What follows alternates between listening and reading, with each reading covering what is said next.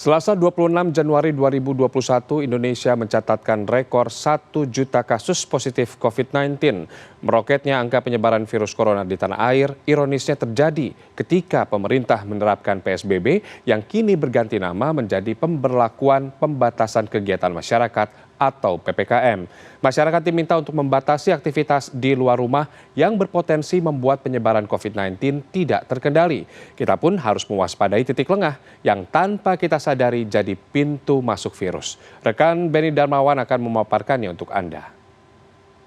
Oke, terima kasih Taufik Imansyah. Nah, ini di dalam akun Instagramnya, dokter spesialis penyakit dalam RA Adaninggar menyebut titik lengah terbesar justru di saat kita merasa aman dari virus. Ini ketika kita kumpul sama teman-teman atau keluarga. Apalagi nih kalau sudah lama nggak ketemu. Wah, ini kayak lepas dari kandang. Arisan misalnya. Ini kan alasannya dia kan di rumah aja. Belanja online, jajan juga online. Dan makin percaya diri bila sebelum kumpul-kumpul ini sudah dites dan hasilnya negatif. Padahal nih, hasil negatif ini tidak menjamin kita bebas dari virus.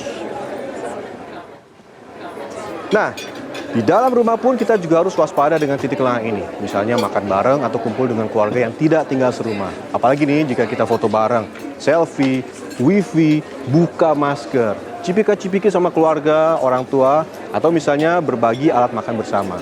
Nah, ini waspada.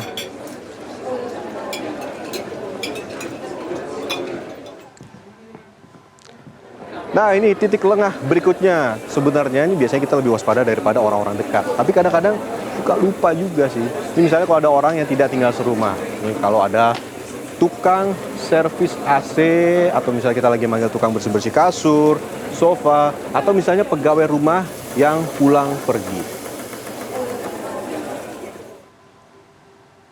Nah, ini para orang tua juga harus waspada bila membiarkan anak-anak bermain dengan teman-temannya tanpa pengawasan dan tanpa menerapkan protokol kesehatan seperti memakai masker. Ini anak-anak biasanya kan lebih cuek ya kalau misalnya main di taman komplek, misalnya main petak umpet atau misalnya sepedaan bareng, atau malah maksudnya bagus sih mau belajar bersama, tapi kadang-kadang suka kumpul bareng, deket-deketan, nggak pakai masker. Wah, ini bisa saling tular-tularan virus. Nah, waspada juga buat ibu-ibu ketika belanja ke tukang sayur atau misalnya ke pasar. Ini kadang-kadang kita laman ngobrolnya atau misalnya gosipnya daripada belanja. Ini bisa jadi titik lengah. Nah, yang ini juga penting banget. Waspada ketika berada di lokasi keramaian seperti misalnya di mall. Ini mungkin kita naik elevator, ini pegangan handle tangannya, naik lift, pas-pasan sama orang, ini bakal kita ketemu sama banyak orang.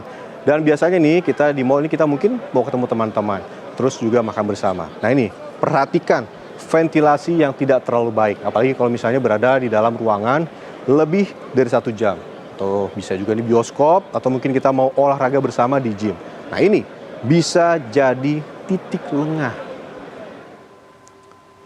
Bahkan ini kita juga harus waspada dengan titik lengah ini ketika menggunakan transportasi umum. Apalagi dalam kondisi berdesak-desakan, misalnya naik kereta komuter lain atau bus Transjakarta. Ini hati-hati ya, pegangan handle pintu atau mungkin misalnya pegangan di atas, nih pegangan tangan. Ini mendingan siap-siap hand sanitizer atau misalnya biar aman pakai sarung tangan. Nah, lantas nih, apa yang harus kita lakukan untuk menghindari titik lengah ini? Yang harus kita lakukan demi menjaga diri dan keluarga dari paparan COVID-19 adalah dengan disiplin menerapkan protokol kesehatan. 3M, pakai masker, jaga jarak juga, dimanapun, kapanpun, dan dengan siapapun.